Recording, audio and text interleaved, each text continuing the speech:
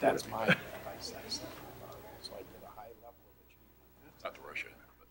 This time I'll call the meeting of the Marshall City Council to order with the Pledge of Allegiance.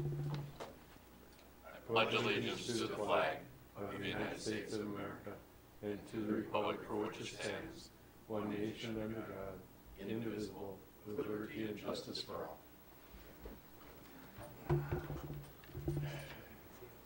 Welcome everyone here this evening. We'll move to agenda item number 2, which is to consider approval of the agenda this evening. On the agenda this evening, agenda item number 7, due to schedules of people, will need to be postponed probably till the first meeting of January. And that agenda item number 7 was a recognition. The actual donation, has been received, but this is the public recognition of the donation. And then agenda item number 18, we will delay the interviews because of the folks' schedules, and so we'll pull that off of the agenda. That's the appointment to the Housing Commission. Are there any other changes suggested to the agenda? Mr. Mayor, I'd entertain a motion to approve the agenda with the aforementioned changes. Second. Motion made by Steve, seconded by Craig. Discussion? If not, we'll move to a vote.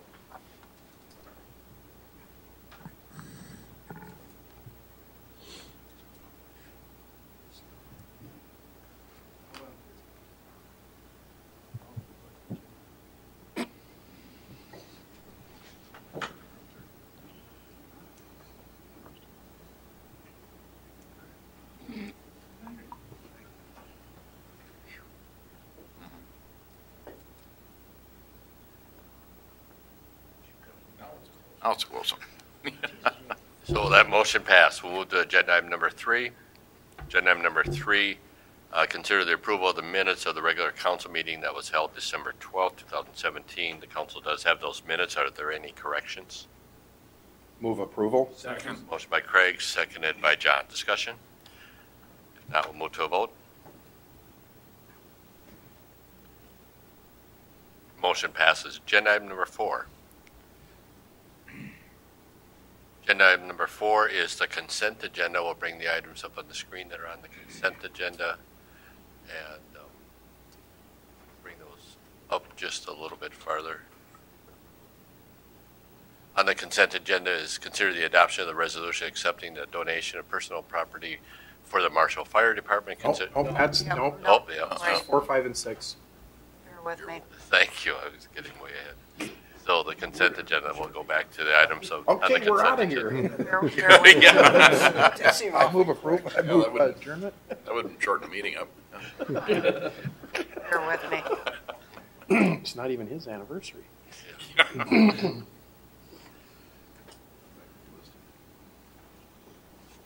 she's getting back there.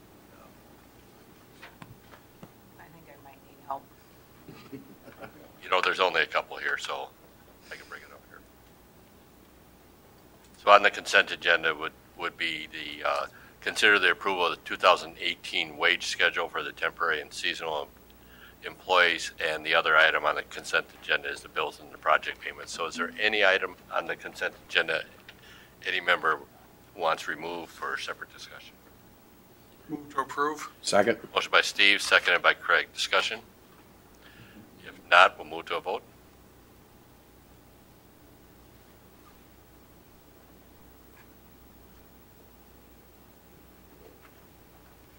Motion passes. So then we'll move to agenda item number 7. No.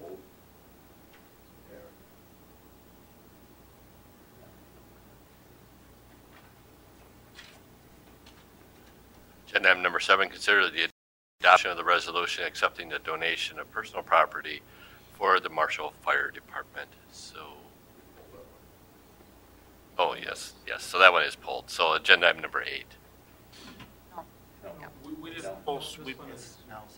This one is the multiple cash donations. Yes. Oh. And I make a motion that we approve it. I'll second that. Motion by Jim, seconded by Craig. For the resolution, excuse me? Yes, if it was an anonymous. No. No. No, Pardon me?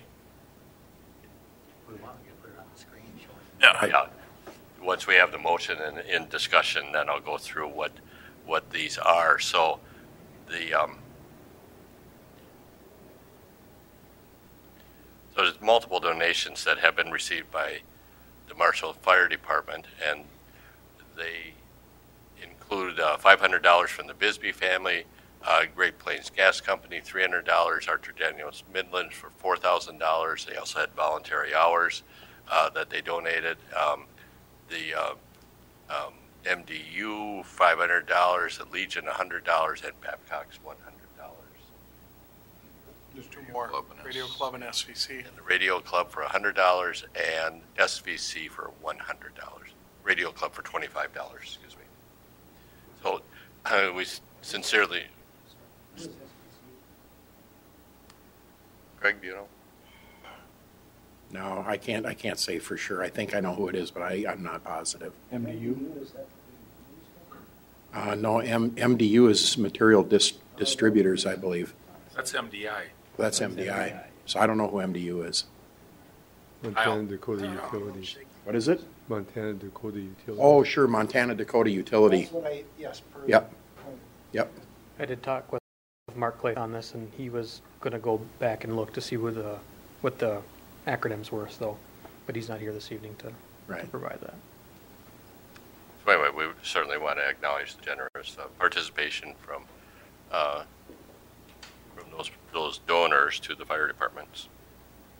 The volunteer hours, was that for some project, or is that, or where would the volunteer hours come in?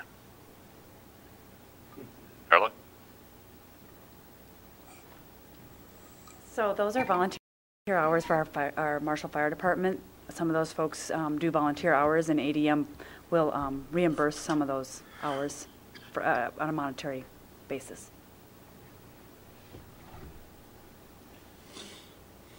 Any other discussion on the motion? If not, we'll move to a vote.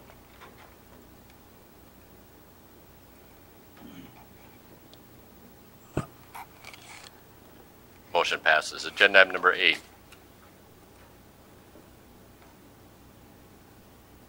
Agenda item number 8 is consider the resolution authorizing the transfer and closure of the wastewater debt service fund 616. Carla. Thank you, Mayor and Council. Tonight before you have a resolution for our debt service of 616, which is wastewater related, and we have paid that 2009A bond off back in September of this year. And after those transactions went through and payment was made, the remaining funds in that debt service are $49,387.09. I'm requesting tonight for a resolution approving those funds to be put back into the wastewater operation funds. Okay, any questions for Carla? They relate to Capital Projects Improvement Fund 498, correct? That is correct. Okay. And in our last 2016 annual report, it was still on the books. And I guess what I'm wondering, the project was in 2009.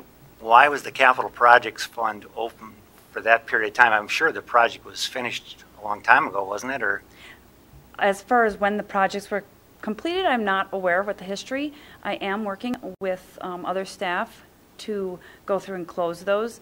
498, to my recollection, has a negative balance.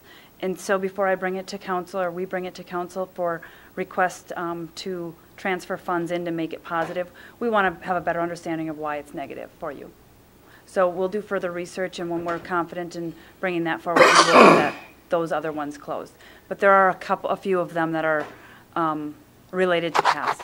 yeah, it was a 2009 project, so I Correct. was thinking that the work should have been done on it probably a long time ago. And according to the 2016 audit, there was 88,000 balance left in that, and now you're saying it's a negative Nope. balance, or? Sorry, that's the wrong one then.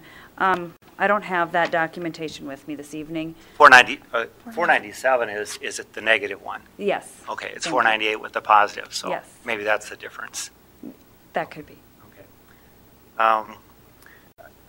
The other question I had is, what you're proposing is that the money be taken out of debt service fund because it's not needed there, and then it would be put into just the regular wastewater fund Yes, and could be used for anything. for wastewater purposes, yes. Right. But I mean, for operating purposes. So are there any debt service funds related to wastewater other than this one? There are numerous more. There are 10 other ones, and when I was looking at them through today, all of them have a positive balance and have sufficient funds in them to make the next payments. Each year we transfer funds from our wastewater operations into those each departments or the debt service to ensure that we have enough funds to pay for that following year's debt. We do have, like I said, fund balance in all of them, sufficient enough to make those next year's payments. Therefore, that I felt maybe it should go back into the wastewater operations versus another debt service. You're recommending it be operating fund and not to pay off other debts? At this time. We don't have any, I'm looking which ones we have. The next ones we have that are going to come due are in 2021, and those are larger amounts where it would not come close to even bringing enough money into those funds to pay those debts off in full. So therefore, I went towards putting it back into the operations. So this is just regular property taxes that are used. This isn't special assessment money or anything else that was accumulated in the debt service fund. It's This would be user fees now. Yeah, the wastewater funds are paid by user fees. User fees, yes. well, I was looking at, maybe I'm looking at the wrong one here, is it 2009? Well, this is what you provided us. And for the improvements, and it listed of the amounts, there was going to be special assessments. So that, in this 2009 bond, there were special assessments on the improvement side, but the utilities, this would relate only to the utility side. But in the resolution, I related to all of the whole entire bond resolution, not separating out the utility and the improvement. So the 616 debt service fund will relate only to the utility portion of that bond, which is the wastewater. And so those funds all came from user fees, revenues. And so it was wastewater revenues, so therefore that should go back in. It's a general obligation debt. It's not a revenue bond, though. It's a GO bond, it's a general obligation bond. Not a revenue bond. Through our utilities, But- which our utilities are revenue-based. Right. But so it's general. The taxes are being, well, you're saying user fees are being used to pay it, That is and not any taxes at all have been used. Any other questions for Carla? Carla, with, you said that the next biggest bond is too much and this money wouldn't make a dent in it, would it? So our outstanding bonds, unaudited, as December 31st, 2017. The other ones are just a little over $500,000, and the other 220 comes due in 2021 is 1.1 million So outstanding bonds. Is there any advantage to saving a little bit of the interest? And I mean, these are bonds, so they're going to be paying out interest to the bondholders. They're not callable, so we can't prepay bonds until they're callable. Sounds good. That answers the question. So there's no advantage to paying it off early. I can put it into a money market, or I can put it into the operations and allow that is in the operations, can go into the reserves. Sure. Makes sense. And get money market interest rate there as well. Thank you. I guess that was going to be my question. None of these other bonds are callable then? Not at this time. None of them? Not at this time. Okay. And the earliest date is when they're going to be callable? I don't recall when they're callable. I have to look into that. I don't want to state that. Any other questions? I move we adopt the resolution authorizing the transfer and closure of the debt service fund. Second. Motion by Craig, seconded by Jim. Discussion?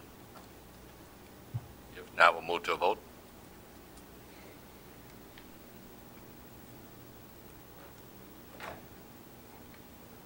Motion passes. Agenda item number 9 is the Independence Park Pond Sediment Removal Project. We have a change order to consider, as well as the acknowledgement of the final pay request with A&C Excavating LLC. So you have the information. Anything to add to that, Glenn? Only that the major portion of the increase was due to the removal of excess sludge that was in the bottom of the pond. It's very difficult to get exact quantities when you're working underwater. So when if you see the final change order in quantities, the majority of the additional cost was the sludge. That's all I have. I think the other thing I would add is that this was a large project. I know we were quite concerned about the disruption that this would cause in the neighborhood and the park, and I think the contractor really did a nice job of minimizing the disruption, ending up with a nice project. I'll move approval of the change order and final Second. payment. Motion by John, second by David. Discussion? Mr. Mayor? Yes. The only discussion I have is, again, with change orders when we have it. We've talked about estimating multiple times. I know, Glenn, you like to overestimate. It seems like maybe, since we have so many of these, we need to be a little more conservative and overestimate even a little further. I'm always happy and ecstatic to vote for a negative change order. A positive one is always, and yes, the contractor did a good job, but if you drove down that particular road like I did every day, there was a lot of stinky sludge on the road for a long time. So that's, I don't like change orders where it's positive. We need to figure out why, and I understand muck is hard to measure. But we've learned this time, so next time maybe we file it off in the coffers and You'll see estimate appropriately. You'll see another one coming up later that might be more to your liking. I've read the notes, yes. Other discussion on the motion? If not, we'll move to a vote.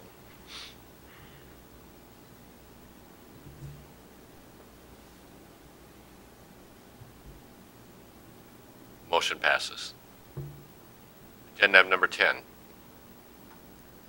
The Carr Estates Pond Sediment Removal Improvement Project. Once again, similar. We have a change order to consider, as well as the acknowledgement of the final pay request. Glenn, anything you want to add on this? I would like to add on this one, and that is what a great relationship we had with the property owners and the Majestic Pond Association that came forward not only with suggestions and helpfulness into access and how to get there, but push their group into 100% payment up front, which really does make a difference to how we pay for it. So I want to congratulate that association for the work that they did. That's all. I would move to approve a change order for decrease. Motion by Steve. Is there a second? Seconded by David. Discussion? I would also like, Mr. Mayor, to say Councilmember Sturrock and I were in on the meeting of the Majestic Pond Association, and it was very well done. They represented their case very well. They spoke very eloquently on the need and trying to get into a partnership with the city, and I thought it was just a wonderful community interaction with the city for positive change. Yeah. So, Other discussion? I have a quick question. This pond is now the responsibility of the city, correct? Yes. Going forward, we have taken over. Yeah. Other discussion? If not, we'll move to a vote.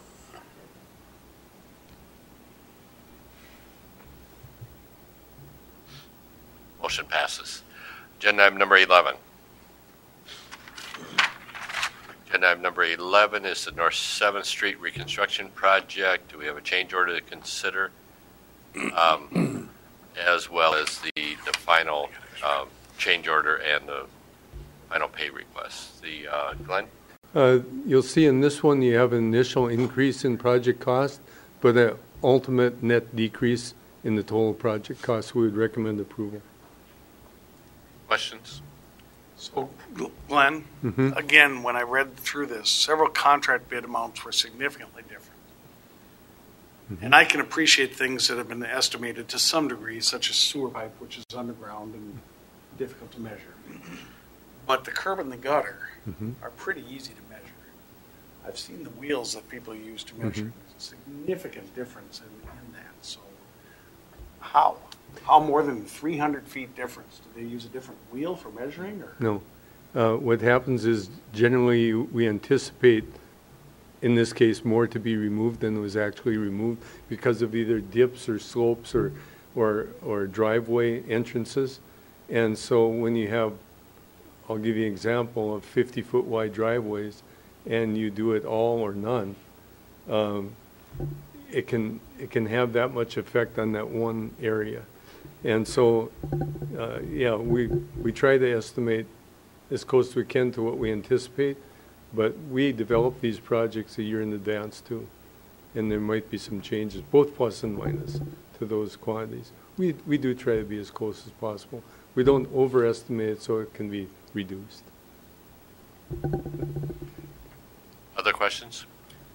Glenn, how do you think we stack up against other cities and regarding these change orders on these types of projects? Are we pretty much in line, or are we? Right.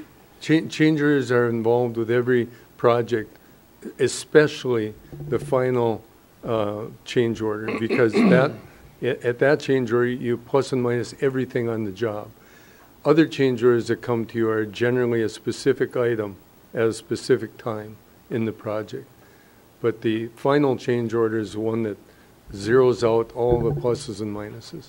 Then you may want to also say there are some cities that require the bidder to do all the calculation and take all the risk and the quantities, whereas our practice is here's the best estimate, but we'll, whatever the quantities are in the project, it'll be fair for the city and the contractor. Right. You can lump sum a project, but it's very difficult then for the contractor to estimate what he has to do on the job. You end up with higher bids on Yeah, it. So you have to guess. Yeah, in my observations, when we do them this way based on an estimate of materials, but bid on a cost per unit, and then we'll adjust those, true them up at the end with quantities, versus what Glenn described where they take all the risk. We've been pretty successful getting some pretty competitive bids compared to leaving it in the hands of the contractor. So change orders are disturbing, but it's still, I think, in the end of the deal with the finished project, our better bargain. One thing we do allow during a project like, let's say, in a residential neighborhood, where we have the public informational meetings, that we ask for information concerning, do you want to widen your driveway? Are you thinking about adding a garage? Do you want to do these things? And many times those decisions can't be made during the design of the project. But once we're under construction and they see, now is the time, the contractor is there, I'd like him to do it when I've got this problem, and then they ask for more to be done. And they pay for the more to be done, but it ends up being an additional cost to the project as well. So that's kind of our major item in residential construction is maybe additional curb and gutter for drainage up to and through the driveway. We've estimated that through the driveway, but not the 2 extra panels coming into it. Those kinds of things for pluses. For minuses, we've worked with some property owners that say, no, I'd rather not. I'm going to eliminate my walk-up sidewalks. So we've estimated that panel to be taken out, and they say, no, we want to get rid of it all. So that would be a minus amount to the contractor. Lump sum just doesn't work well with those types of square footage items. So. But when you do the change orders, like this one is dowel bars, 244 dowel bars. First off, what the heck is a dowel bar, and what do you need in 200? It's for driveway reinforcement. There were 16 at $244, I think. It's very expensive for those dowel bars, and that was the driveway going into, it wasn't ADM's. McLaughlin's, Flint Hills, too. Yeah. And what they wanted to do was make sure that their driveway was integral with the curb so that they didn't move differentially. So they wanted those dowel bars installed into their driveways in order to keep that curb and gutter from moving relatively. Those are pins. Generally, sometimes you do that, many times you don't do that. So they are on the city side or are they on the? They're in the city side. Yep. And part of that, didn't some of that tie it to a drainage structure too, so we didn't collapse one of the Sure. catch basins? But yeah, there's sometimes, if in fact you have a drainage structure in the driveway, you want to make sure those are dulled out. But generally, we would spec that to start with, just not the entire curb and gutter to the driveway. One last question here, Glenn. So before they do the extra work, they check with your office first before they do the extra work and get your authorization. We actually get a request normally from the property owner or from us, and then the contractor gives us a price, and then we do the work. So you'll probably be getting the change orders after the work is physically done. The reason for that is we only meet on a 2-week basis, and the contractor's not going to sit there and wait for us to do that. Now, sometimes, in the case of these dull bars, it may be 100% assessed to the property owner. If in fact this was our normal industrial assessment project, they would. In this case, we decided to pick up the 50% of their cost as well. So they kind of got a double benefit of doing it that way over a normal industrial park project, but we were able to get agreements up front for the total amount they were paying, which was way better than doing an assessment hearing and taking, go to the court process. Any other questions for Glenn? If not, there's 2 actions here. The first action would be to change order number 2 with RNG. That results in the contract increase of $3,660. I move approval of change order number 2 with RNG Construction. I'll second. Motion by Craig, seconded by John. Discussion? If not, we'll move to a vote.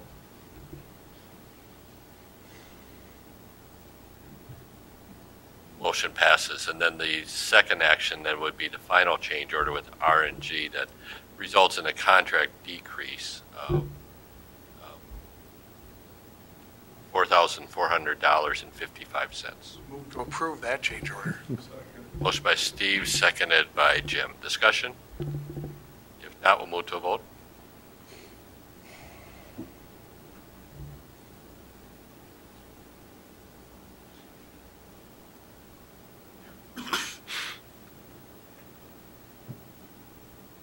Come on.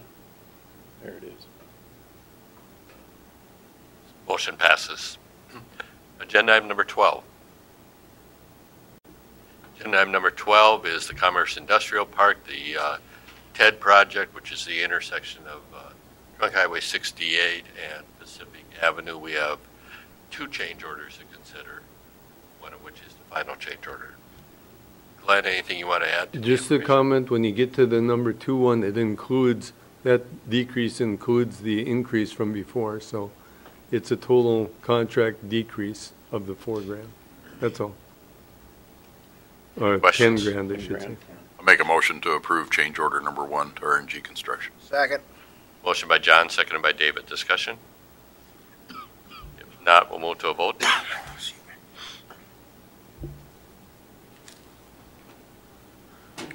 Motion passes. And then the second change order, which is the final change order that results in a contract decrease that did include the amount with change order number 1. So, I'll move the second change order. motion by John, seconded by Steve. Discussion? If not, we'll move to a vote.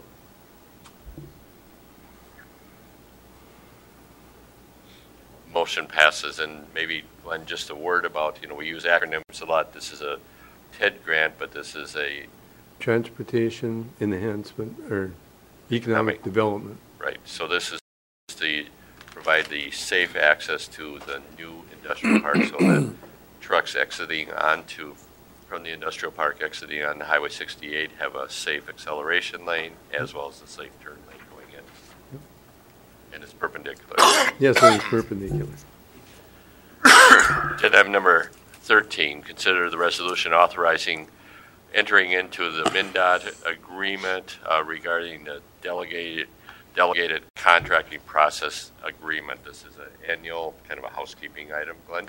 Yes, it's periodic. The last one we entered into is from 2011, and the cover letter has one incorrect statement. If you want to open your cover letter, the second paragraph, section 18.4 should read 18.13 per MnDOT dated 12/14 of 17. So there were a couple of errors in the cover letter itself. We made the one change. This was an additional change to the cover letter, but the contract is correct. So, Glenn, just for the audience explanation, this is for MnDOT projects that also may include some city functions. So federal funds that are passed from the federal to the state, actually to the city, we are delegating them as our contract, our money holder for any federally funded jobs that we might have. So we designate MnDOT as the flow through for the funds for federal money. Thank you. We have to comply with the federal regulations for any project. Also, that's one of the caveats. Questions for Glenn? I'll move approval of the resolution. Second. Motion by David, seconded by Craig. Discussion? If not, we'll move to a vote.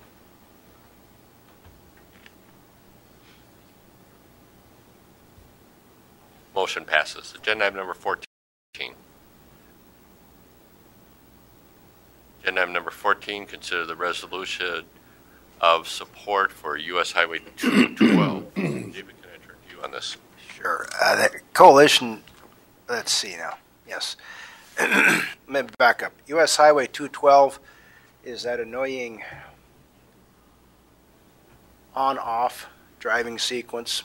We get nice and accustomed to those 8 lanes, I wish. 4 lanes, and then 2 lanes. 4 lanes, then 2 lanes. Then 4, you know, it's artifacts of sequential development of bypasses of cities that were just left as isolated bypass islands 50 years ago. And now the volume of traffic, as the resolution talks about, is multiples greater through that corridor, particularly through Carver County. And the Southwest CTC has been the main advocacy group for highway improvements in that region. First, the bypass, the 8 or 10 mile bypass of Chaska and Chanhassen, which was completed in 2008, and this is the natural progression of that. When these two 4.5 mile gaps are twinned or 4 lane, then you'll have continuous 4 lane from west of Glencoe into the metro area. So that'll be a major improvement for the mobility and safety and economic activity of our region. And the Coalition of Greater Minnesota Cities has gotten involved with their promotion of this, specifically through the Corridors of Commerce grant. So that's what this resolution is about. And they've lined up an impressive list of sponsoring or endorsing organizations and governments, and we should certainly be part of that. So I'll move approval of this resolution. Second.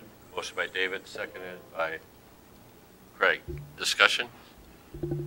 Just to say that the beauty of that is when that's complete, not only do we have only 3 stoplights between Marshall and the Twin Cities, we're connected with either good 4-lane highway or highways with passing lanes. And if you're pulling a tractor trailer or pulling even a pickup with a trailer with a load, makes a substantial difference going that route versus trying to go 19 or anything else with those passing lanes. And it's a heck of a lot safer and a lot less stress. I think that's a good point, Craig, and thank you, David, for your work on this. Some may wonder, Highway 212, Marshall's not on Highway 212, why are we doing a resolution?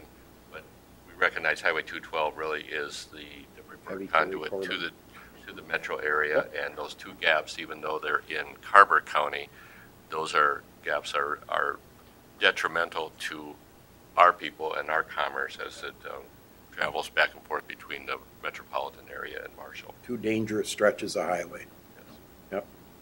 Other discussion on the motion? If not, we'll move to a vote.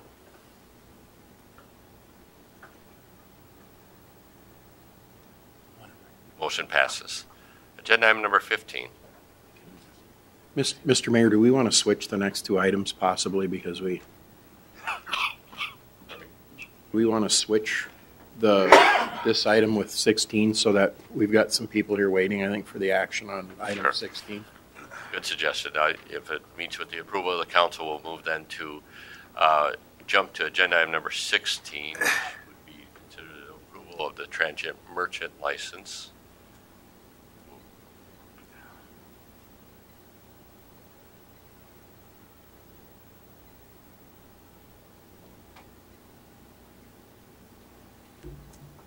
Okay, so now we have it up on the screen. To consider the approval of transient merchant license for Tequila El Guarten.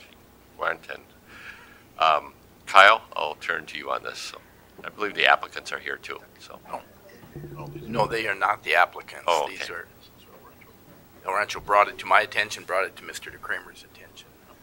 okay, Thank you, Mayor and Council. This before us tonight is a renewal for a transit merchant license for a food truck located out of Wilmer, or that's where they're based out of. This is a renewal. They came before council in June 13th of this year. That did pass. That application did pass, and they are licensed until the end of the year. So this license will be for January 1st, starting January 1st until December 31st of 2018. okay. So questions that the council members have received on this? David first, or John?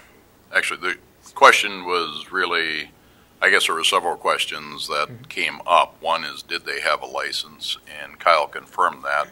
That was after I had talked to Jose from the El Rancho restaurant in Marshall. And I believe one of you probably want to speak a little bit to this. But so he did have a transient merchant license to be in Marshall. The question that was raised was, is he supposed to be collecting sales tax and paying that similar to other restaurants in Marshall? Yep, so I placed a call to the Department of Revenue this week to kind of just ask that general question. Is it the City of Marshall's job to police that business or monitor that business? And the answer I got was no. It is not up to the city to police that business. It is between that business owner and the state of Minnesota when they file their taxes. On their tax forms, they have a specific line where they've different locations that they go, they have to fill in their sales, that local area's tax rate, and then comply with the state. So it would be through, I guess if the state decided to audit that business would be how we would find out, but we don't have a way as a city to monitor that. It's not left up to us, is what I was told. So that business, if they chose not to collect it, they're still liable for payment of that. Mm-hmm. Right. And that at that point, it would be between them and the state. Right, even if it wasn't delineated out specifically on the customer's receipt. Right. John, was there another question before I move? No, I do know that I would say go to a question for David first. David? Where have they been operating? As of this year, I'm still collecting that information. So this license is approval of the license contingent. They meet all requirements before the end of the year. Property owner's approval, but do they have like they were located, last at least, they were located on Freedom Gas Station Yeah, property. so I do have their previous license here. I guess, are you thinking of cities that they've no, operated no, in, or I meant, just for locations? example, do they have a regular circuit of locations a day? Or, Within Marshall. We don't, as a city, we don't require them to I report understand. to us. I was just asking general interest. Yep. The only location I've seen them Okay. at is Freedom Gas Station Okay. recently. That was just the one time. Thank you. Any other question the council has before I turn it over to? And you would like to speak?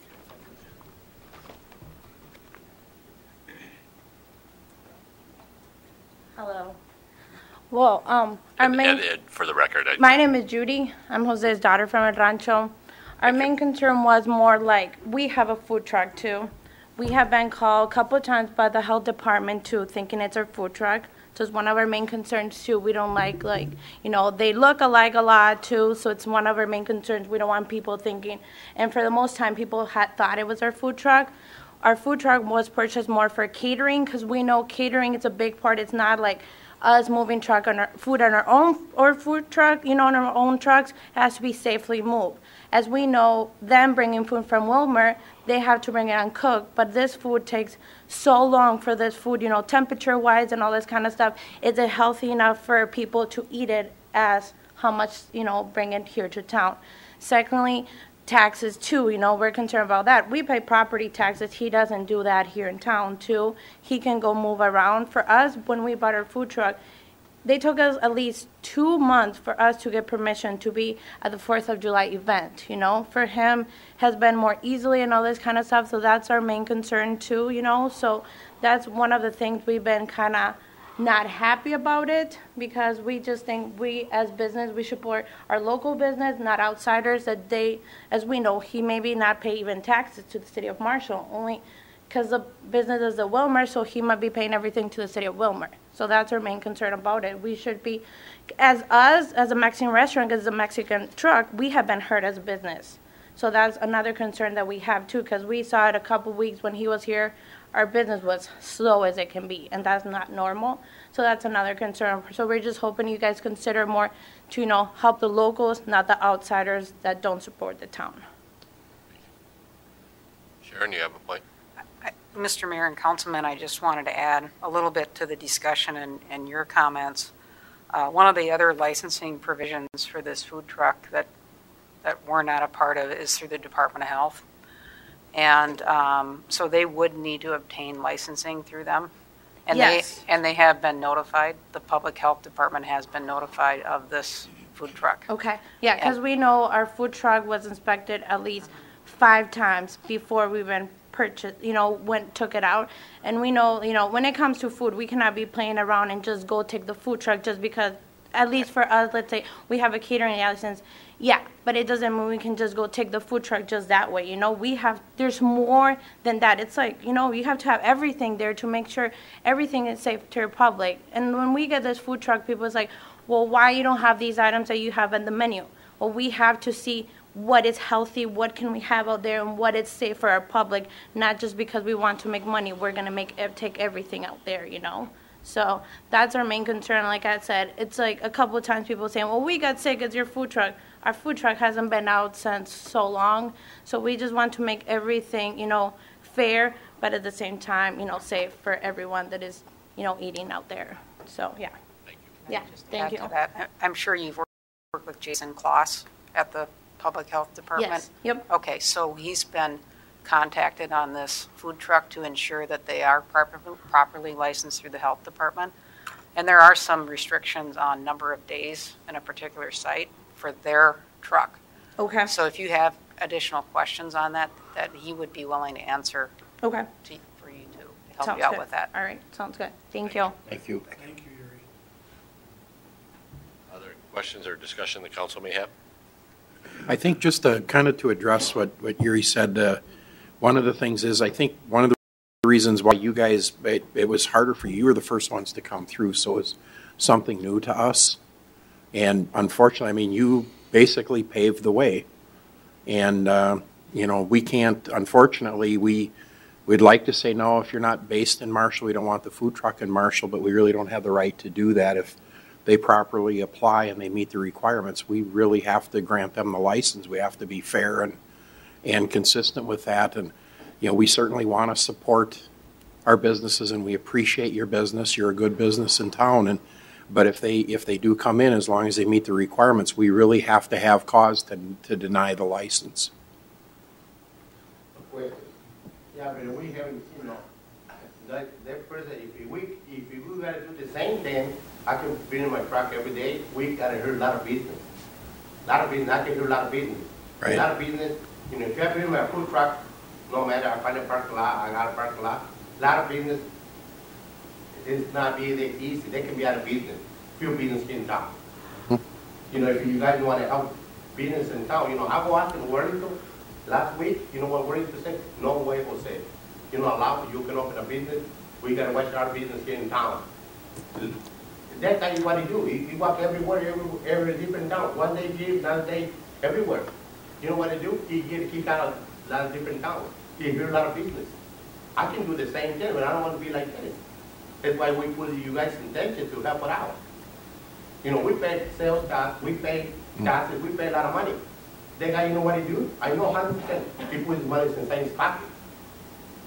100%. Everything money is clean inside his pocket.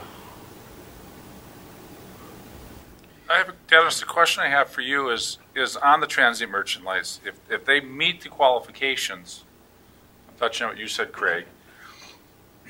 What is? I mean, I agree with you that you have to vote for. Now, I don't know what he does with his money. I can't say we. As And a there's city, no way we can police can't. that. And I've read the health department. The licensing of the food truck is done by the health department. That again is something that we as a city cannot. So that poses my question: if he meets all the regulations on our transient merchant license, he filled everything out properly. It's all. Yeah, I'm waiting on a couple of things, but yes. Right. And So you don't have all the information yet for his. So technically, if we approve it, you can't grant that transient merchant license He's yet. been around the truck for the last few weeks. But he's got a license that's good through the end of December. Yes. This is for 2018. Say, at this point, he has paid his transient merchant license, which is effectively similar to what a taxes would be on that. It's not near the amount, obviously, but I yeah. can be mean to another business too. If I can bring my food truck every day, and then we see who's going to be out of business.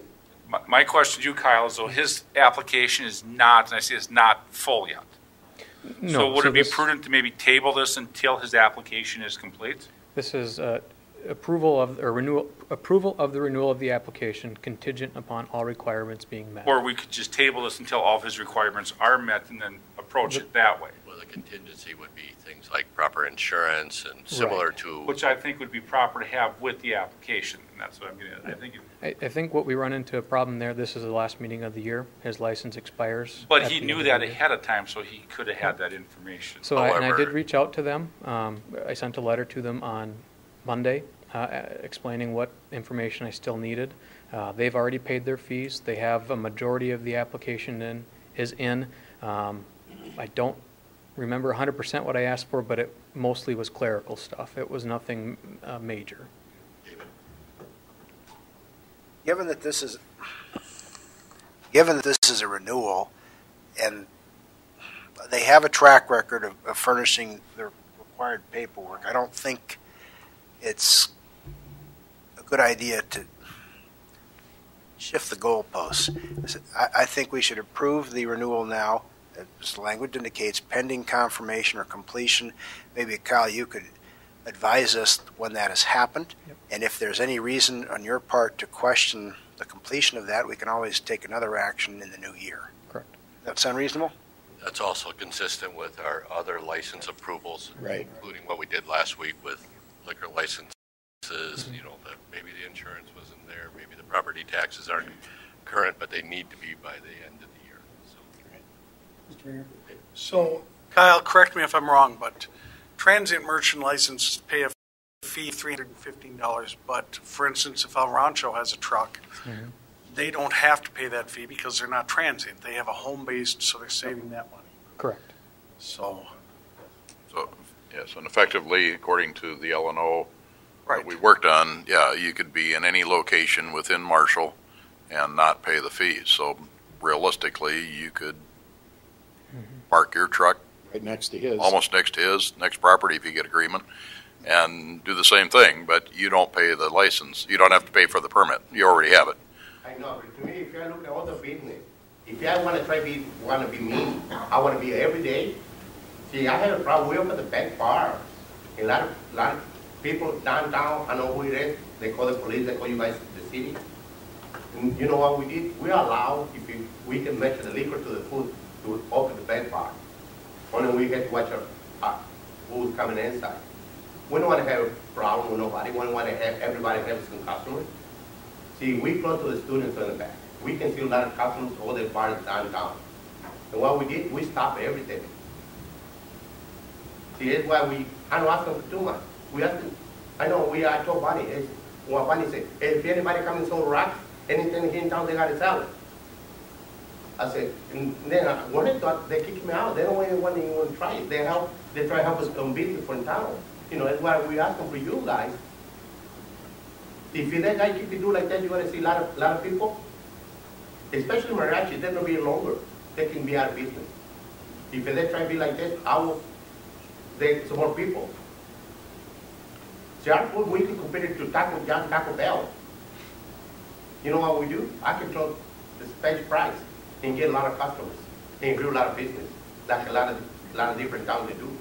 So to bring us back to the, we do have the application. We have the obligation to act on that application this evening. Either approve or disapprove. Are there any other questions the council has? Otherwise, I would entertain a motion.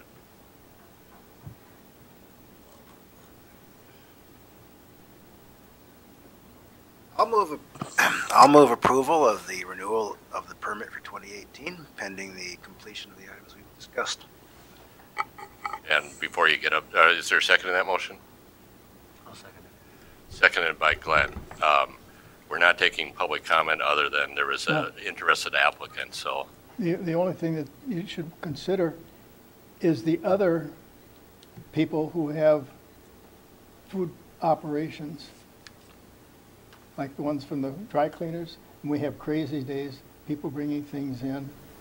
And you should weigh the whole thing when you're talking about it, just not these isolated two things. Go to the whole picture. Which is the work that was done last summer by the Legislative and Ordinance Committee and the Council. Substantial amount of time was put in. And there was a number of food trucks in the city, actually, so. Just a note for some of those food establishments, they too may have a license through the Public Health Department, and it may be a different license. It could be a special event food license or a temporary food license, but I do believe the Public Health Department is aware of the dry cleaning and some of the other special events. Other discussion on the motion? If not, we'll move to a vote.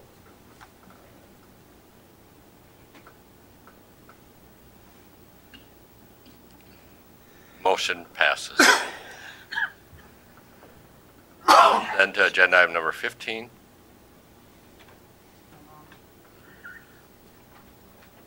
She's going to skip over that. Skip over this one.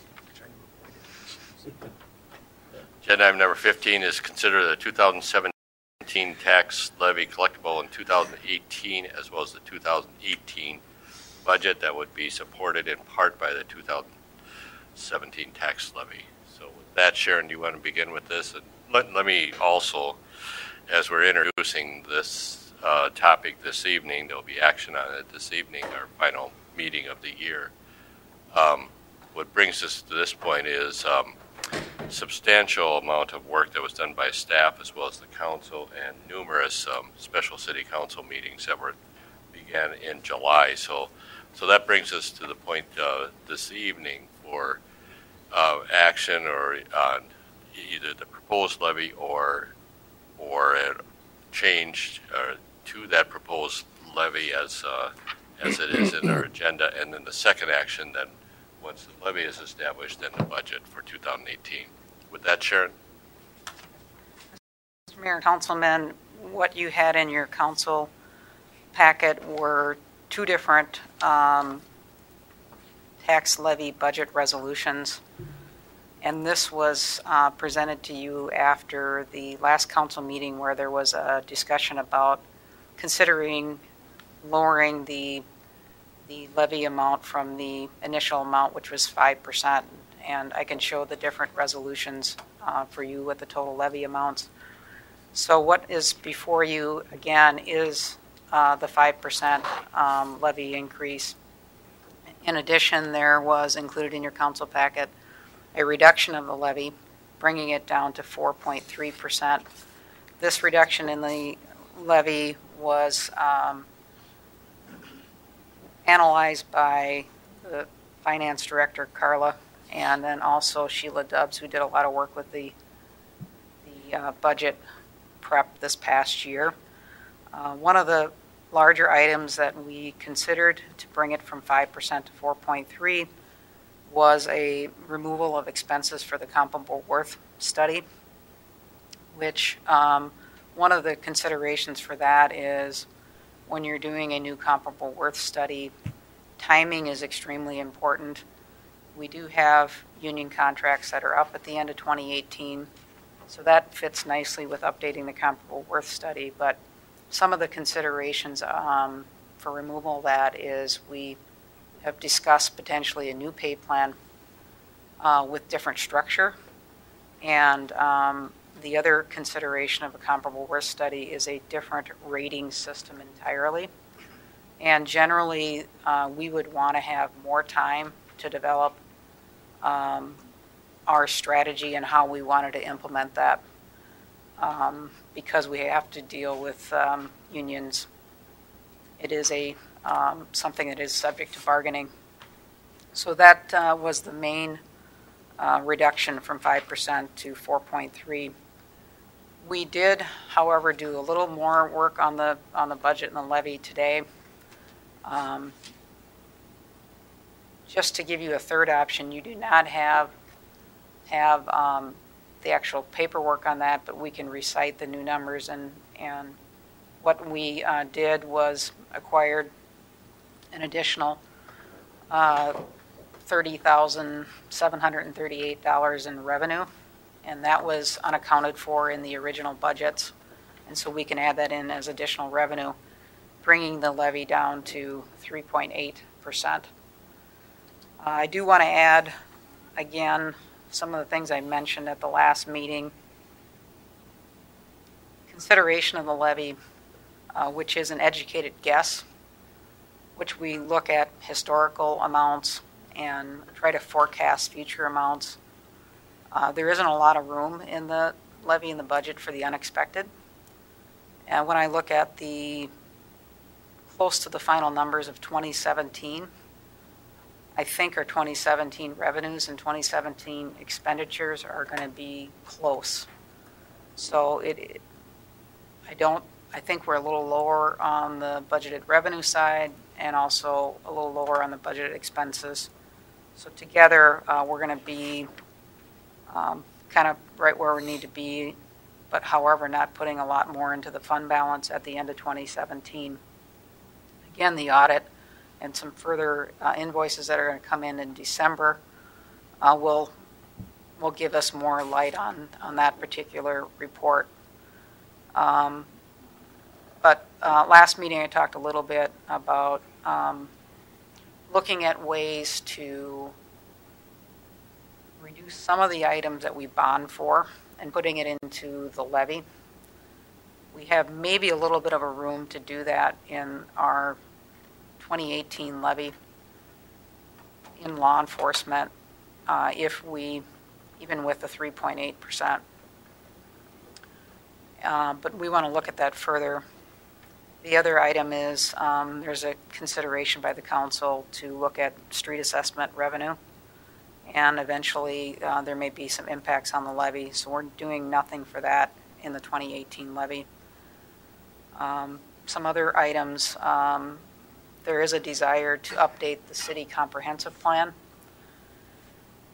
and that is going to take some planning as well, and typically we would look at some outside vendors to assist in an updating of the comprehensive plan, and there's no funds to do that. We can start doing some initial planning, but that may not occur in 2018 because there isn't items in the budget and the levy.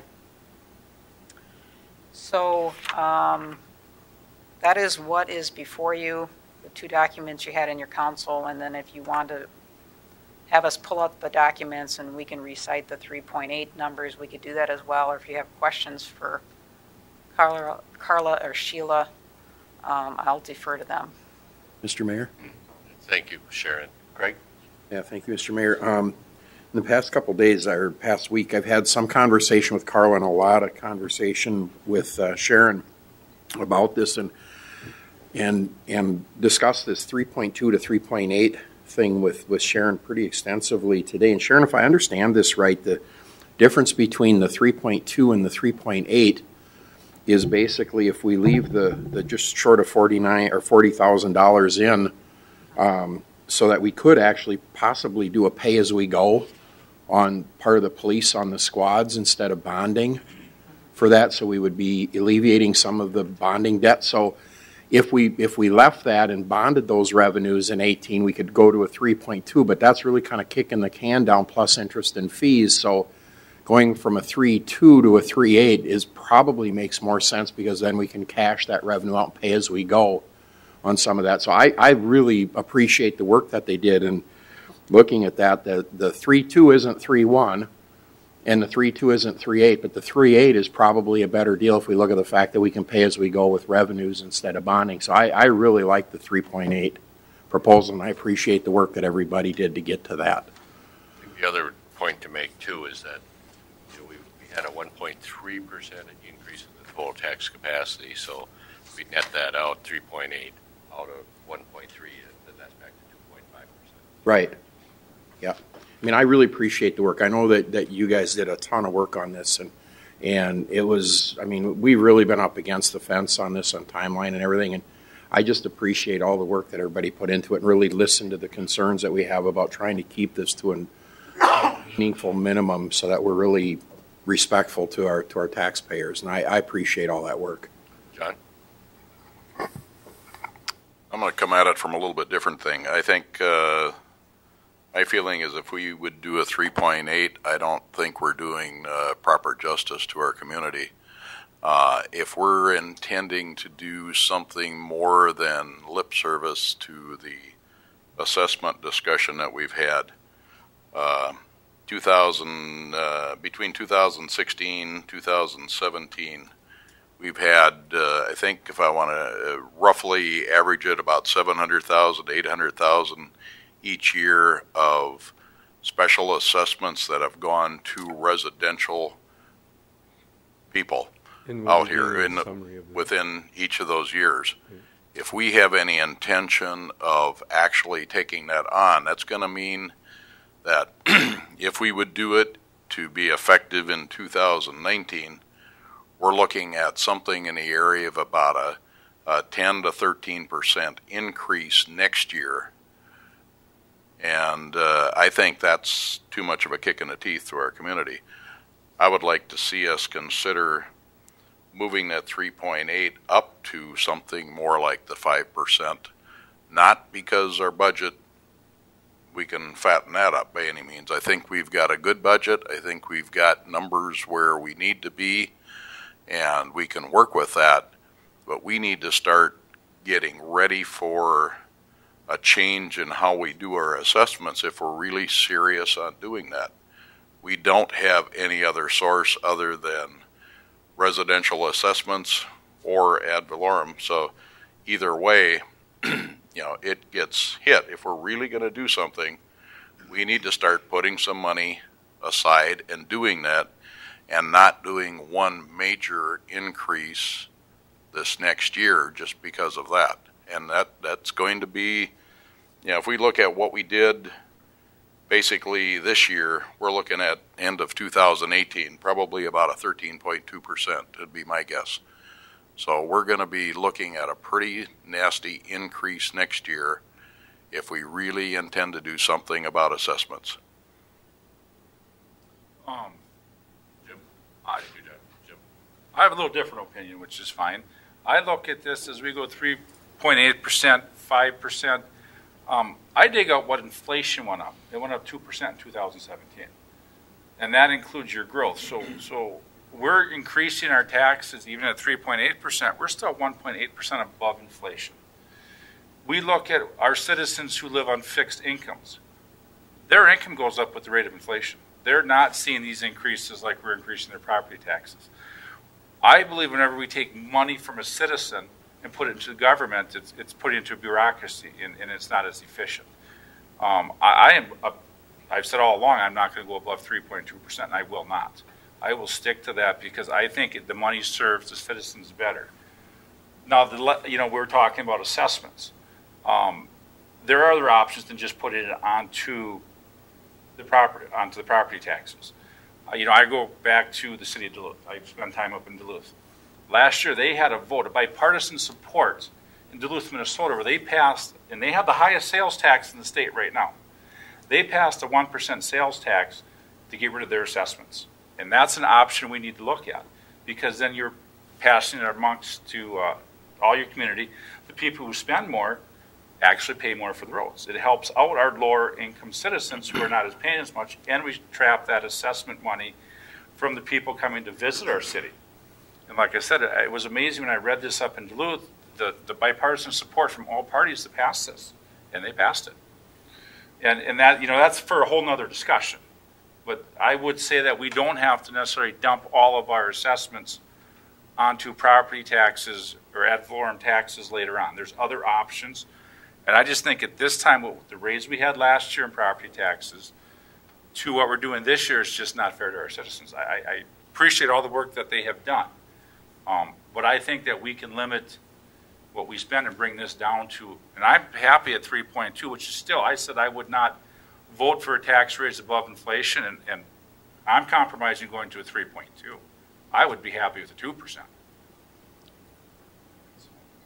Mr. Mayor, I lean consistent with Councilman Lozinski. I agree that we talked about the assessments and getting rid of them, and I think that's appropriate. But I think that discussion needs to happen for the public venue and a public hearing and find out exactly what the public wants and put forth several different methods of paying for it, including a city an additional sales tax or an ad valorem addition, and figure out what they want and what they're willing to do. To just assume, I don't agree with that. And so I would lean in favor with Councilman Lozinski, and I think 3.2 is reasonable. I think I can compromise to 3.8.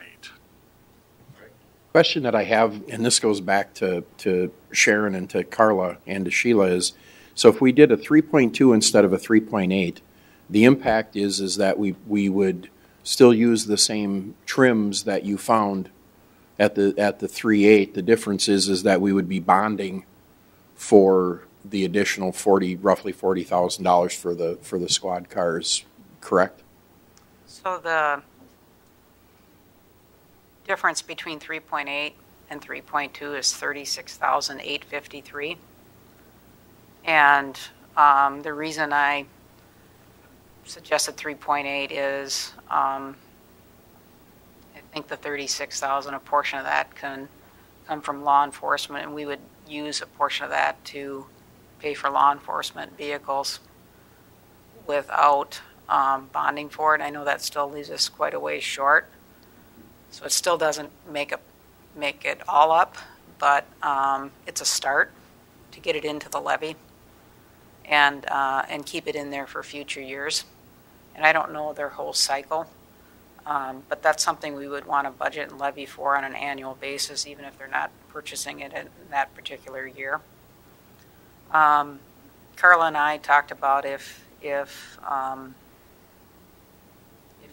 reduced it from 3.8 to 3.2, the 36,000. I don't know what particular line item we would reduce. Likely it would be reserve spending, unless there's a chance of us underspending in 2018 or additional revenue. But when I look at 2017, I don't see that happening in 2017. There's hope for 2018, but I don't know at this point. Thank you. John?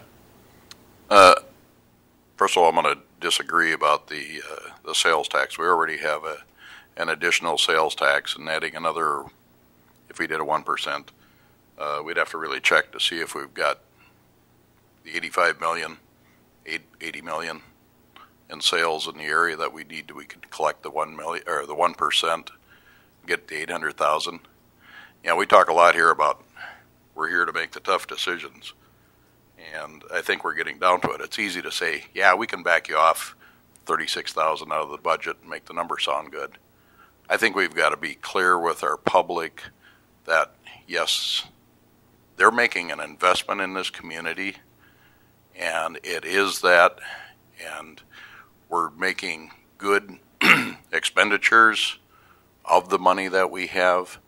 It's just that we need to start preparing for making some of the changes in the assessment. And I agree that we do need to have an open discussion on that, but I don't think you're going to find other sources other than either going from residential assessments which is down to the individuals, or to an ad valorem that's going to make much difference. Yeah, you could put some of that in sales tax, but we're already higher sales tax in some of the areas because of the 0.5% we do have. So we've got to keep that in mind, that we've got to keep our merchants that are in town competitive with the surrounding area. Yeah. And we have a county transportation. Yeah, our sales tax right now is 7.875. Yeah.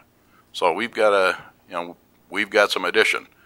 Sorry to say, nobody wants to pay taxes, but it's what you get for those taxes that you're going for. It's not what you pay, it's what you get out of it. And if we're getting good out of it, I think the public is going to go along with that idea. I think with respect to everyone's opinions here, and it's good to have those opinions voiced. The assessment policy is a much larger discussion that we're probably not prepared to go too far this evening. That's going to it's going to take a lot of input, as Dr. Meister said, and it's going to take a lot of evaluation of a lot of different alternatives and combination of those. So while I respect, John, the point that you're making that council does need to address this, and the point you're making about the council really is in a position of making hard decisions. I think that's probably one of those decisions that takes some additional policy discussion. The action before us tonight and the responsibility is setting the levy that, and we have in perspective. I mean, while we could talk about the percentages, really the total number is really what is our responsibility this evening. So with that said, what is the final number then that would have to be in the motion for the resolution for a 3.8? Do we have that number? And Sharon does have that, so. Pull up the right document.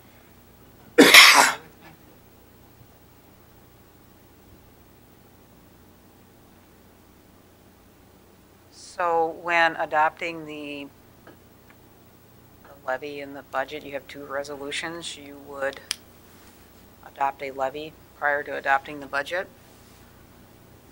So if you see on the screen here, one of the numbers that would change would be the general fund levy. And that new number would be $4,532,041. $4,532,041. That would be up here. And that would bring the total levy, and this would be for 3.8, $6,375,474. $6,375,474. I would make a motion to approve that resolution for the 3.8% increase for the levy. Second. Motion by Craig, seconded by Steve, for the resolution adopting the levy for a total of $6,375,474. Now, discussion on that motion. I just reiterate what I said, that I just look at our citizens, and we increased taxes last year, and I understand that, but the point is I believe taking money from citizens and using it for government is not always good, and I believe we should stick to what the rate of inflation is. That's just mine. That I think we always over the rate of inflation, and we ask our citizens to live, a lot of them to live by their raises are the rate of inflation, plain and simple. So, and that's my, and I will not vote for a 3.8% increase. Thank you, Jim. Other discussion on the motion, Steve? Mr. Mayor, I concur with Councilman Lazinski, but I come at it from a slightly different area. I think that some council members have said that we want growth, and in order to have growth, we have to invest a little to make things. I don't want it the Taj Mahal. I don't think we need to buy the Lamborghini model, but we should buy a newer model to improve our things to draw more people in. And so I think a 3.8% is a good compromise over a 5% or higher. Other discussion on the motion, David? I agree with the 3.8 levy, or the 6,370, excuse me, is that right? 6,375,474 that we've heard. We're balancing a number of things here. We want frugality. We want to respect every dollar that comes in the door is something that a taxpayer has to give up. On the other hand, we have to be responsible with the dollars that are already coming in. In this case, let's see, the 3.8 versus the 3.2 is an increase of about $30,000. Is that right? Well, we have, what, 4,000 property parcels in this community, give or take. That's about $8 a year. You know, and I take those $8 a year seriously, but I think in turn we should have enough confidence in the folks who pay that $8 a year to respect their judgment as to why we believe that's important. So I support this motion. Other discussion on the motion?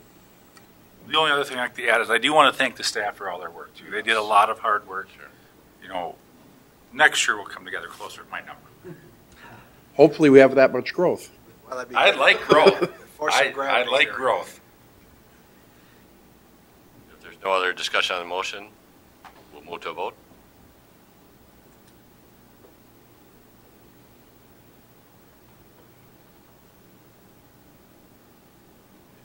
The motion does pass. Well, then, the second action then would be the resolution that we would need for the 2018 budget, and we will need to have that number revised by the net amount of the difference between the proposed and the adopted budget. And Sharon, you have that math. So, Mr. Mayor, if you look at the bottom paragraph, stating that we did earmark some additional revenues, the revenues would be $12,092,815. $12,092,815, and that would be right here. The expenditures would stay the same, and the tax levy amount again would be $4,532,041. That's the general fund levy. $4,532,041. So I would entertain a motion for the 2018 budget. So moved. Second? Motion by Craig, seconded. By David. Motion by David, seconded by Craig. Discussion on the motion. We're doing this by voice vote.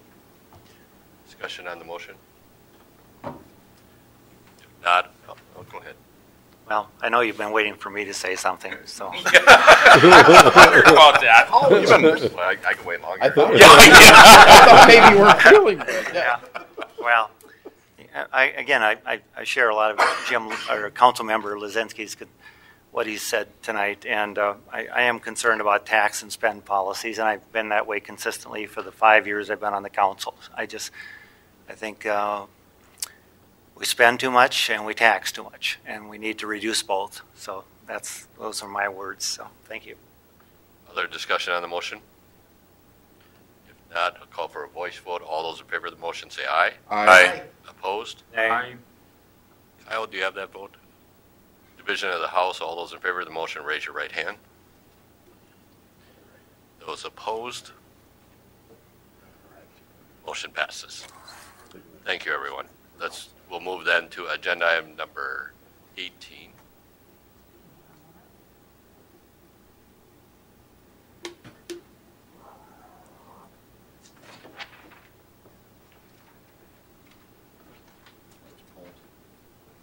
That was pulled up. Going to 18. 19, okay.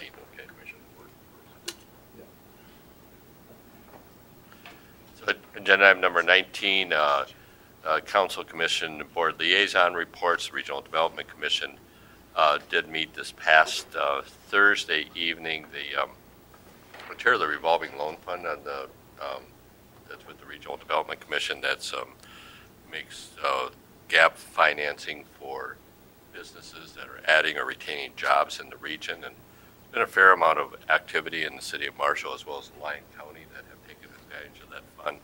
The fund started as following the 1993 floods as a disaster revolving loan fund, and has kind of revolved into not disaster, but just existing. So it started with $1.1 million, and right now there's about $1.8 million that are loaned out there. And at our most recent meeting, we did approve a loan for a business in the city of Tracy, actually a food business, but there's been others that have been in. So it's a very active resource for the region.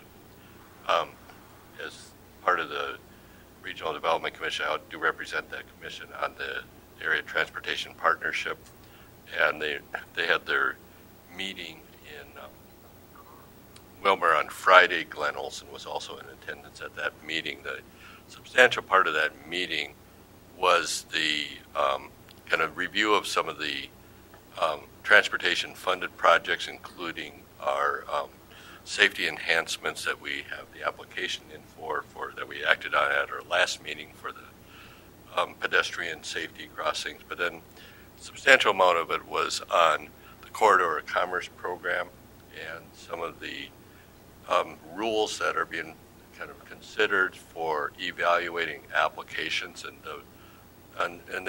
there's a lot of different factors, but it really comes down to one of the important factors is the criteria that goes into what is a corridor for commerce route that would be approved, and does it need to connect with a metropolitan area, or if it connects to a regional center outside the metropolitan area, will that count?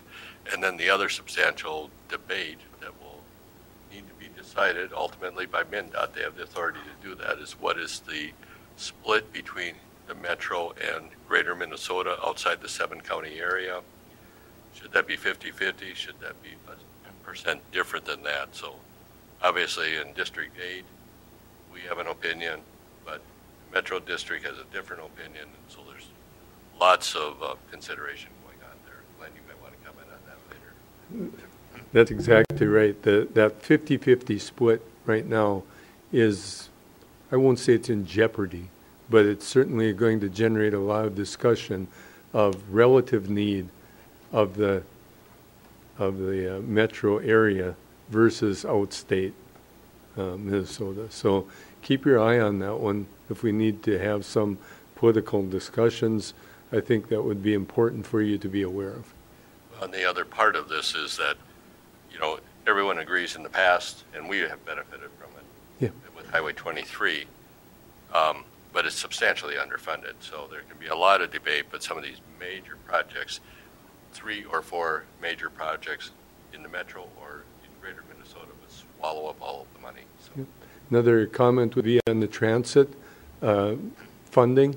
That's really been changed over the last couple of years. A lot more federal funding coming in for transit and assistance in funding, and we have a really good transit system here that has expanded and will continue to expand for services to the areas surrounding Marshall, in Marshall too, but in surrounding Marshall.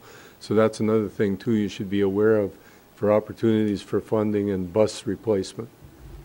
And that we have benefited from that, and that's worked out well. And I think historically one of the very good moves that the city made was turning over our transit system to Community Action and allowing them to manage that, not only for the city but on a regional basis. Right. And they continue to merge and expand, and their services are incredible. Right. Yeah, and we actually had a presentation from the State Director of Transit who commented on that, and he said, the level of merger of transit systems is probably about right now. So, it's not too small, it's not too big. We're probably at about the right size. Just a question. What is considered the metro area? Is that growing as the suburbs increase? And so geographically, is it a larger area today than it was 10 years ago? Well, that's part of the debate, Glenn. Is it 7 counties? 7 counties. Is it the Metropolitan Commission area, which is different than those 7 counties? Right. There's discussion of the 7 counties and then collar counties, and is that included? So that's all part of this debate. So you hit on exactly Well, do they realize how many counties out here don't even have a single traffic light? I mean, we are so short.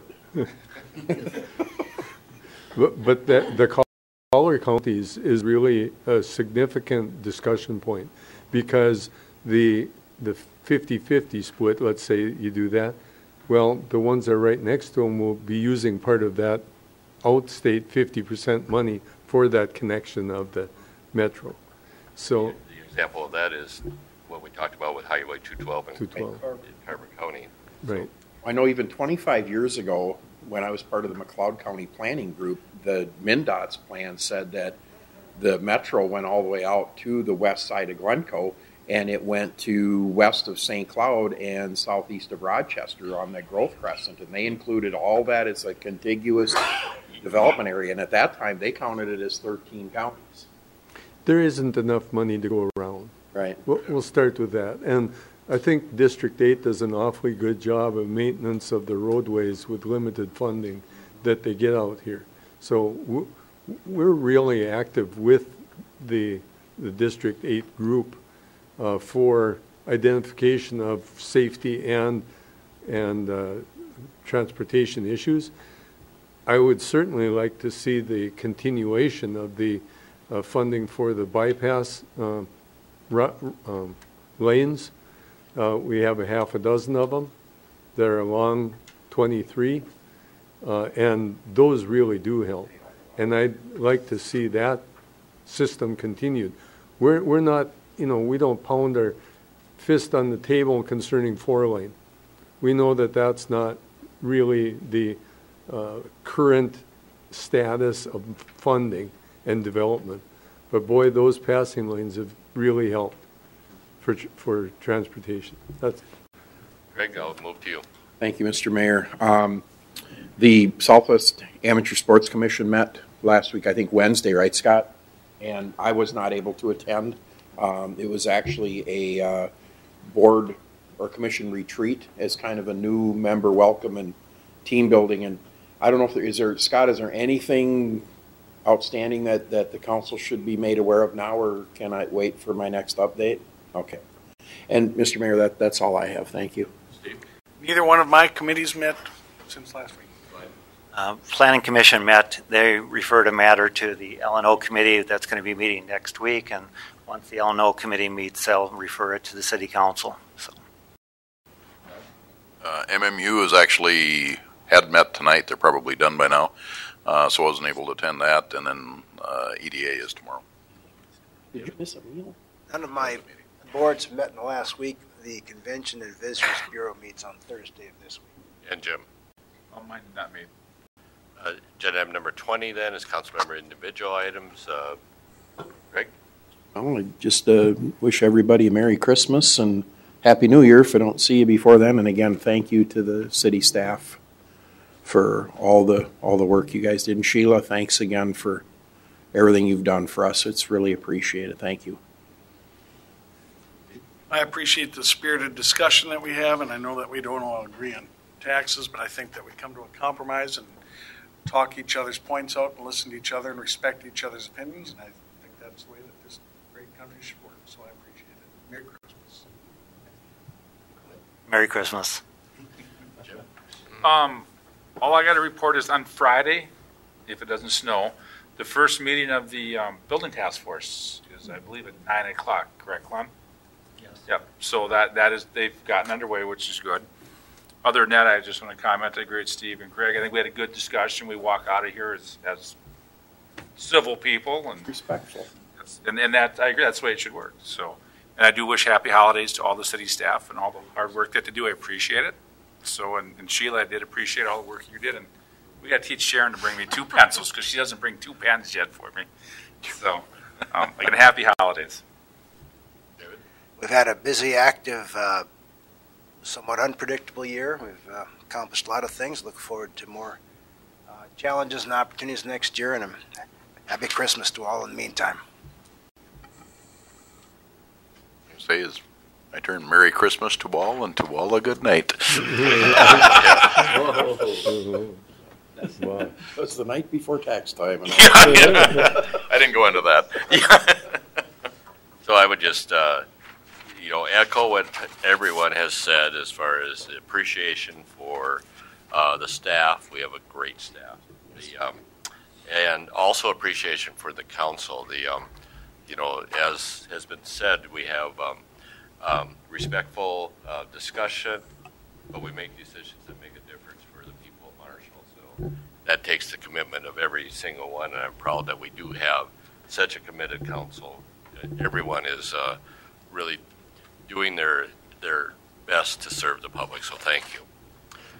With that, this is our last meeting of the year. Our next meeting will be in 2018. We'll start fresh again. So. Agenda item number 21 is staff report. Sharon? Mr. Mayor and Councilmen, one of the items I included in your council packet was city administrator transition goals. As my schedule frees up a little bit, this will be a focus. This document will be over the course of the next year. And if you have any comments or suggestions, and I've received some of that from you earlier when we met one-on-one, I would appreciate feedback. It's been very helpful for me to hear from all of you, and you've been helpful thus far in giving me some good pointers and tips, so I appreciate that. Just one other item on task force. Deb, I did not forget you, but I kind of did. I will email you this agenda. It was intended for us to send it to you on Monday. I know you have interest in those meetings. And one other final thing, I'll keep this real brief. Glenn did invite me to attend his building inspection department staff meeting on Monday. I plan on attending them here in the near future and into the year. We talked a little bit about messaging and how we want to convey that we're facilitators, not regulators, and we'll work on that as we work together on it. And I also expressed my support for staff.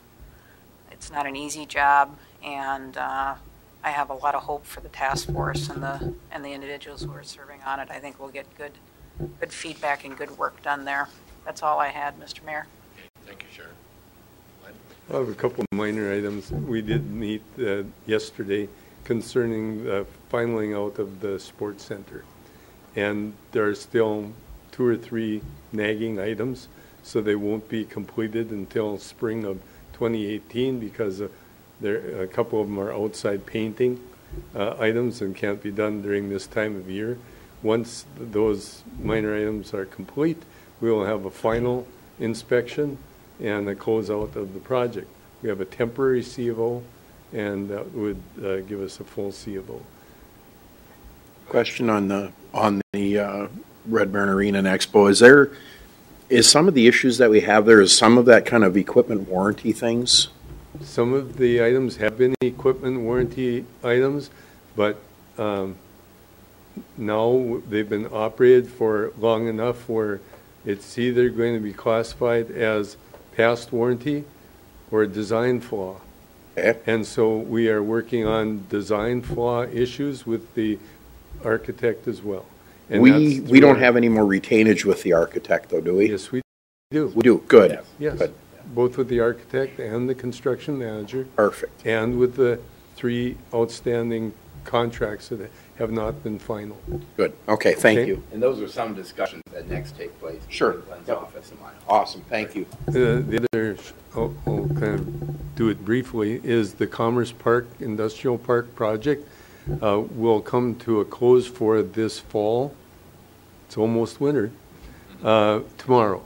They're placing the mulch, the erosion control mulch on different places. It looks kind of strange with the black dirt piles covered with green stuff, but that's something that's also a temporary requirement of MPCA.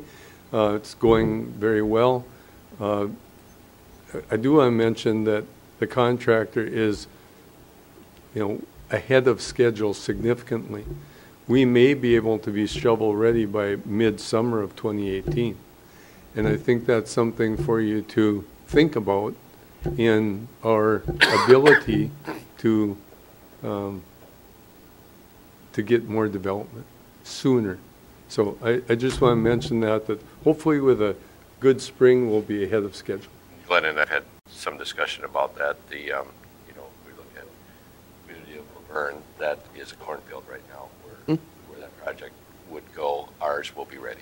Have you noticed the proposed levees in that area? Okay, no, that doesn't, it's not our problem. Just wanted to say, Glenn, I drove by there last night on my way out to the Merit Center late in the afternoon, and the team was out there doing the green egg carton application. That site looks amazing. It's pretty impressive. It's very, very nice. I would like to be able to take any council member that would like to go out there if they have time to stop in and just go out there. One of the final things they wanted to do this fall was get that drainage installed from the northeast pond to the west end of the project to allow springtime runoff to go into that drainage ditch. They got that complete as far as ability to take drainage. It will also help de-water the surrounding soils because of the depth of it. Yeah, I just drove on the north-south on the east edge there on the existing road out past MMU to the Merit Center, and that the project looks really, really nice. That's nice job. Okay. That's all I have. And they did load up the one big piece of equipment tonight, so I figured that was coming to an end. They put it up on the truck tonight. So they're done with all their work except for the mulching. And Dennis. I'm just trying to finish year-end stuff and working with Sharon and the rest of the staff to learn each other's business mannerisms and what are the expectations of everybody. I guess I'm kind of excited about this EDA meeting tomorrow, a couple of presentations for proposed development of a Parkway 3 area that's been sitting there kind of empty. So I think there's some potential for that area. There'll be some action tomorrow on that. Thank you, Dennis. We'll move then to agenda item number 24. This is looking at the pending agenda items. Any questions about the pending agenda items? If not, agenda item number 25 is the information items, including building permits, and then not including building permits. And then agenda item number 26 would be the upcoming meetings, which brings us to agenda item number 27. If there's nothing else to come forward, I'd entertain a motion to adjourn. So moved. Second. Motion by Steve, seconded by David. Discussion? If not, it's been a fun year. Come on. Yeah. We'll move to a vote.